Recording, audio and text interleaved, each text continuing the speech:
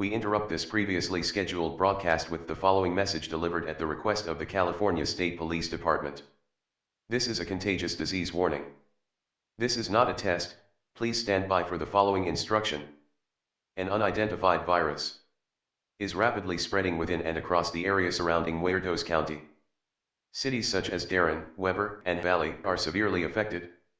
Infection begins with any biological transmission from an infected individual, usually through bites or bodily fluids.